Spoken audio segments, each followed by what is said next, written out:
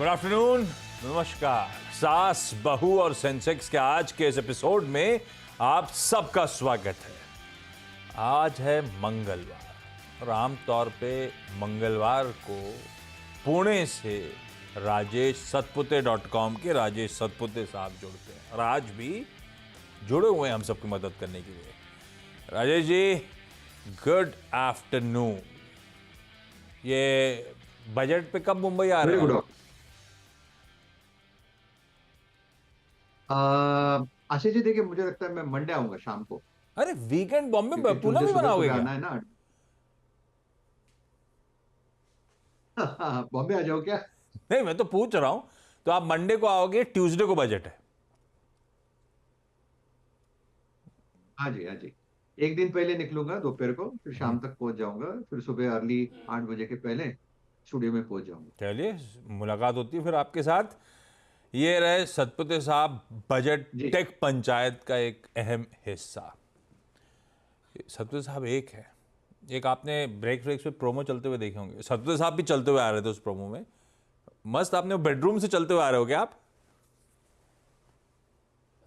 नहीं नहीं, हॉल है। तो वो हॉल है आशीष जी। लेकिन अच्छा, बढ़िया बना है। मैंने अपने हैंडल्स पे भी डाला है, क्या? लेकिन बहुत बढ़िया प्रोमो बना। हाँ, मैंने भी प्रोमो जो मैंने भी अभी हमने, इंटरनली टीम को भेजा। बड़ा एक्साइटिंग सा लग रहा है, हाँ, सब रेडी हो रहे हैं, चलते बढ़िया, हुए आ हाँ। रहे हैं। अभी जो जी चलते हुए जी आ जी रहे जी। हैं, बस आप समझ लीजिए मंडे को सब चलते हुए पहुंच जाएंगे। ट्यूसडे हो सुबह सब जाएंगे। हमारी मदद करने के लिए होंगे बजट के अहम दिन, सीएनबीसी आवाज की टेक पंचायत में। खैर, सीन मार्केट्स पे आता हूं, सतपुते साहब से चर्चा शुरू करता हूं। उससे पहले जरा इस शो सास, बहू और सेंसेक्स में मूडीज ऑन यूएस फेड, एक मिनट रुकिएगा।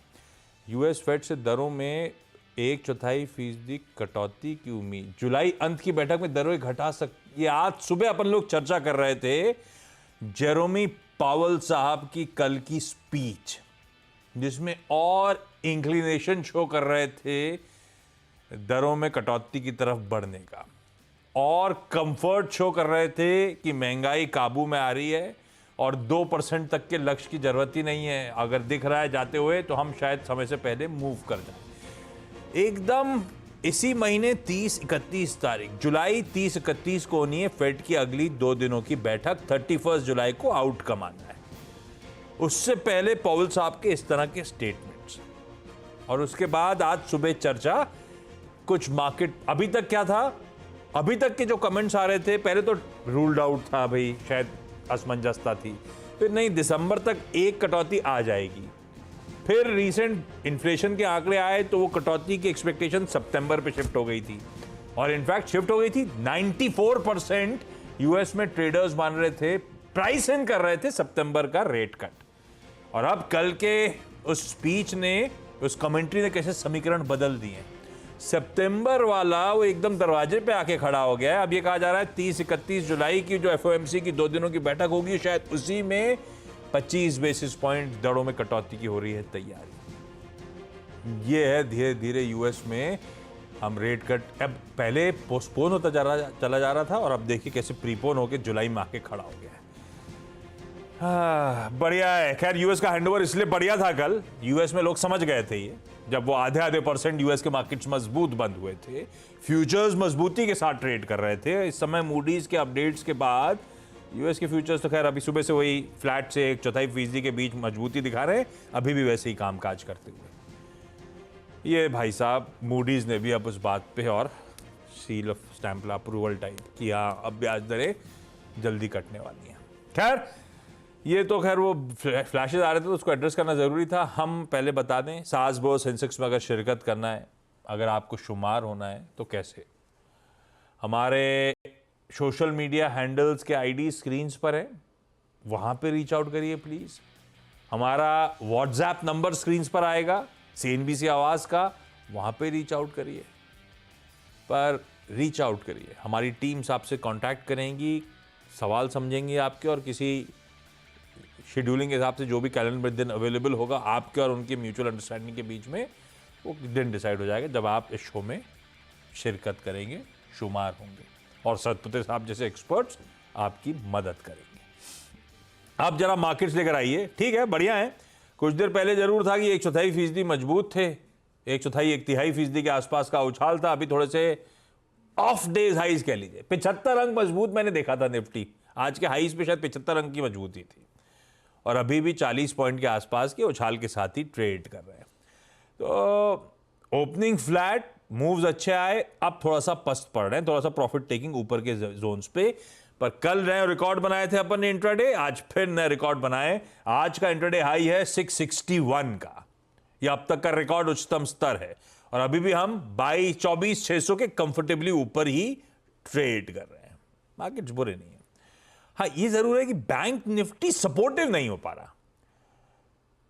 कल भी सरकारी बैंक्स में मूव आ गए थे, इसलिए बैंक निफ्टी थोड़ा बहुत चल गया। प्राइवेट बैंकिंग स्पेस कल भी थका हुआ था, और आज भी अक्रॉस बैंक्स देखिए बिल्कुल फ्लैट लाइन के आसपास कामकाज हो रहा है। तो मदद कहां से आ रही है? निफ्टी की कंट्रीब्यूशन प्लेट उठाऊंगा। अभी समीकरण थोड़े से बदल रहा हूं तो बात अलग है, नहीं तो भारतीय एयरटेल आज सुबह से मदद कर रहा है। मैं हैवी वेट्स के लिहाज से बता रहा हूं। भारतीय एयरटेल में अच्छे मूव्स थे। आईसीआईसीआई बैंक मूव्स कम है लेकिन वेटेज ज्यादा है। HUL है, कोल इंडिया है, इवन इन्फोसिस था। इन्फोसिस कहां जरा दिखाइए डायरेक्टर साहब इंट्राडे। इन्फोसिस अब हम उसके रिजल्ट्स की तैयारी कर रहे हैं। कल छुट्टी है, परसों इन्फोसिस के नंबर्स आने हैं। हाँ, अभी भी 3/4% वेटेज के लिहाज से ये भी बढ़िया कंट्रीब्यूट कर रहा है। तो ये कुछ स्टॉक्स हैं एक्स ऑफ निफ्टी बैंक, सिर्फ आईसीआईसीआई बैंक को, बाकी सारे आपके जो नाम लिए ये सब दरअसल सपोर्टिव है बाजार के लिए। कल की छुट्टी से याद आया, याद रखिएगा आज निफ्टी फाइनेंशियल सर्विसेज इंडेक्स और साथ साथ निफ्टी बैंक की वीकली कॉन्ट्रैक्ट्स की एक्सपायरी की तैयारी। सतपति साहब, जो भी हो, बढ़िया ग्रेजुअल अपमूव्स मिल ही रहे हैं भारतीय बाजारों को। डे ऑन डे गेन्स ले ही आ रहे हैं बड़े बड़े इवेंट से पहले। क्या करोगे? निफ्टी को अप्रोच कैसे करोगे? मतलब हम एकदम इतने बड़े इवेंट से पहले रिकॉर्ड उच्चतम स्तरों पे एकदम लोडेड खड़े हुए हैं। रणनीति क्या होगी निफ्टी पे? आशीष जी, देखिए, अगर निफ्टी की इन पर्टिकुलरली बात करें, मैं यहाँ पे स्पॉट लेवल से रेफर करूंगा। मुझे लगता है 24,500 ये आपका स्टॉप लॉस होना चाहिए अगर आप एक मोमेंटम प्लेयर हो। अगर आप थोड़ा पोजिशनल प्लेयर हो, यानी अगर जैसे कि वोलेटिलिटी भी हो जाती है तो भी कोई बात नहीं, मैं थोड़ा सा रखूंगा, तो उनके लिए होगा 24,350। तो 24,500 ये मोमेंटम प्लेयर, यानी जिन्होंने आज के लिए लिया है या पिछले 2-3 दिनों से ये रैली को चेस करने की कोशिश करे, तो उनके लिए स्टॉप लॉस होगा 24,500। और 24,350 के नीचे 24,300 ये स्लाइटली पोजिशनल वालों के लिए स्टॉप लॉस होगा। ये 24,350 इसका 10 DMA है, और 24,500 पे पुट राइटर खड़े हैं। तो इस तरह से हमने इसको रखा है निफ्टी को। सामने मुझे लगता है आशीष जी, आप ये नहीं प्रेडिक्ट कर सकते कि कहां तक जाएगा, क्योंकि निफ्टी अनचार्टेड टेरिटरी में है, ब्लू स्काई जोन में है। प्रोबेबली हम इसको इस तरह से देख सकते हैं कि ये 24,800 तक जाएगा, या आप कह सकते हैं 25,000, जहां पे कॉल राइटर खड़े हैं। तो ऊपरी जो लेवल है ये ओपन है, और लोअर साइड जो है वो प्रोटेक्टेड है। तो आपको भी इसी तरह से आपको निफ्टी को प्ले करना है। लेकिन अगर निफ्टी में थोड़ा सा, जैसे कि हम हमेशा शुरू से कह रहे हैं कि आप इंडेक्स को देखोगे तो आप स्टॉक्स मिस करोगे, क्योंकि इंडेक्स हेवी है। ठीक है। तो उससे अच्छा स्टॉक्स ज्यादा बेटर लग रहा है। इस बीच अपडेट आ रहा है, डिफेंस मिनिस्ट्री ने 5वीं पॉजिटिव इंडिजनाइजेशन की लिस्ट की मंजूरी दे दी है। 346 आइटम्स। क्या मतलब और वो प्रोडक्ट्स जो सिर्फ हिंदुस्तान में ही बनाए जाएंगे। डोमेस्टिक कंपनीज ही डिफेंस के प्रोडक्ट्स मैन्युफैक्चर करेंगी। ये लीजिए, ये भी ब्रेकिंग न्यूज सबसे पहले CNBC आवाज पे आपकी स्क्रीन पर। हालांकि डिफेंस स्टॉक्स ठीक है, बहुत ही एलिवेटेड लेवल्स पे थे, ऐसा कोई मूव HAL वगैरह में आ नहीं रहा है, लेकिन कोई HAL, कोई BEL, कोई भारत डायनेमिक्स वगैरह वगैरह, ये सब आपकी रडार पे रहेंगे। चलिए, सवाल जवाब की सिलसिले की शुरुआत करते हैं, तो ऐसी समय निकल जाएगा। मुंबई, बेंगलुरु और मुंबई जाना है, तो मुंबई से शुरुआत कर रहा हूं। नम्रता शाह जी स्क्रीन पे। नम्रता ma'am, hi, good afternoon ma'am. नम्रता मैम, आपकी पहली क्वेरी। मेरा फर्स्ट क्वेश्चन है AU bank. Okay. 600 at the rate of 677। AU SFB ले रखा है 600 एट द रेट ऑफ 670। ये क्यों लिया था नम्रता मैम? ट्रेडिंग का मन था, लंबी अवधि के लिए लेके भूल गए थे, किस लॉजिक से लिया हुआ है? नहीं, ट्रेडिंग ही करना था, थोड़ा थोड़ा लेके एवरेज किया है। मतलब घुसे थे, उसके बाद ठंडा पड़ रहा था तो और खरीदते चले गए, और अब खरीदते खरीदते 600 हो गए। यस। और 600 होने के बावजूद भी भाव 38 रुपए नीचे ही है अभी भी। अरे यार, तो ट्रेड करते हो तो नम्रता मैम स्टॉप लॉस नहीं लगाते? लगाते हैं, बट ठीक था कि ए बैंक है तो फिर बढ़ेगा ही। अच्छा, ये लॉजिक ये था कि ये ट्रेडिंग कर रहे हैं, फंसेगा तो अच्छा फंडामेंटल चीजें रख लेंगे, ऐसा? हाँ। खैर, ले दे के फंस ही गए हैं, और सत्तू साहब अब तो 600 स्टॉक्स आ चुके हैं। क्या जी करना है भाई? 38 रुपए का अभी भी नुकसान हो रहा है। आशीष जी, मुझे लगता है फिलहाल तो उन्हें होल्ड रखना पड़ेगा, क्योंकि जो स्टॉप लॉस था उनके हिसाब से, क्योंकि उनकी एंट्री के पॉइंट ऑफ हिसाब से दैट वाज 660। ये 660 क्या है? 660 इसका इंपॉर्टेंट क्लस्टर है। मुझे लगता है 660 के ऊपर चला जाएगा तो फिर से ये स्ट्रेंथ दिखाएगा और प्रोबेबली 700 के पार चला जाएगा। तो for the timing at a level of 638 it's a hold for me. मेरे हिसाब से स्टॉप लॉस उनको रखना पड़ेगा 620 का। तो 20 का स्टॉप। और जब मार्केट ने वर्डिक्ट दे दिया था कि हम गलत पढ़ रहे हैं, तो उसमें ऐसे भरते नहीं जाने का था। अभी तो 620 के स्टॉप लॉस के साथ होल्ड ही करिए मैम, क्वांटिटी ज़्यादा है। अब फर्दर ऐड नहीं करना है, बहुत ज़्यादा ऐड कर लिया आपने। खैर, रितु मैम, बेंगलुरु जा रहा हूँ रितु चौधरी जी के पास। Ritu ma'am hi, good afternoon. Ritu ma'am, आपकी पहली query ma'am. Good afternoon sir. Hi ji. Sir मैं ऑप्शन ट्रेडिंग करती हूँ। ओके। फिलहाल मैंने ग्रेन्यूल्स का शेयर लिया है, 2 लॉट्स लिए हैं, 11.50 रुपीज के लिए। ग्रैनुअल्स के कितने के? 2000 के 2 लॉट लिए हैं सर, टोटल 2000 शेयर के 2 लॉट, 4000 शेयर हो गए। आप ये कह रहे हो कि ये ऑप्शन कौन से स्ट्राइक का लिया है? जुलाई। ग्रैनुअल्स का डायरेक्टर साहब, मेरे ख्याल से मेरे पास लिखा हुआ है 530 का जुलाई की स्ट्राइक वाला है ना? 2 लॉट उठा रखे हैं 11 रुपए 50 पैसे पे। डायरेक्टर साहब दिखाएंगे क्या? सत्तू साहब, इस बीच ग्रैनुअल्स 520 पे चल रहा है। 520 के भी एक शेड नीचे वायदा में दिख रहा है मुझे। तो क्या करना है? ये तो जुलाई की एक्सपायरी। हम्म आशीष जी, देखिए ग्रैन्युल स्ट्रक्चर अच्छा है, लेकिन द थिंग इज कि ये ओवरबॉट है।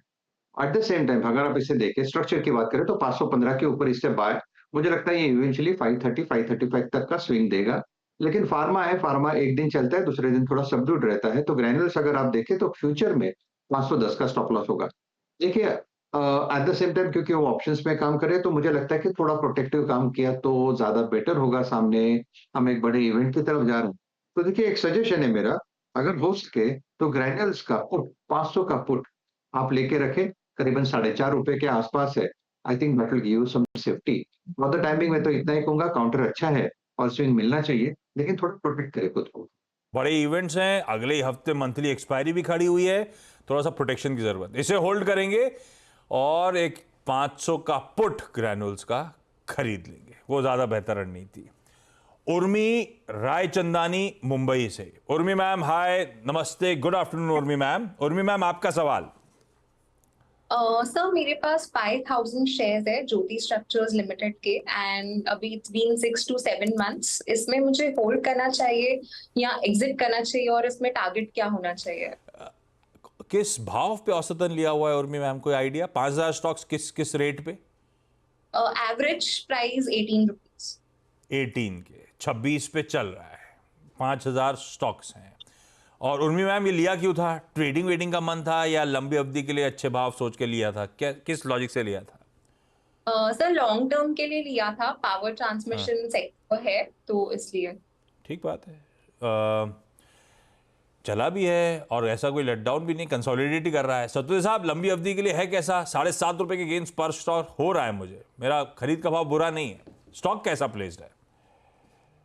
आशीष जी, आपने बिल्कुल सही कहा, ये कंसोलिडेट कर रहा है, और ये जो कंसोलिडेशन है ये अपने 10 और 20 डे में के ऊपर, आप कह सकते हैं कि 100 डे में के पार ही चल रहा है। तो ये आप कह सकते हैं कि जिस तरह से ये कंसोलिडेशन हो रहा है, वो देख के लगता है कि इसे इसमें बने रहना चाहिए।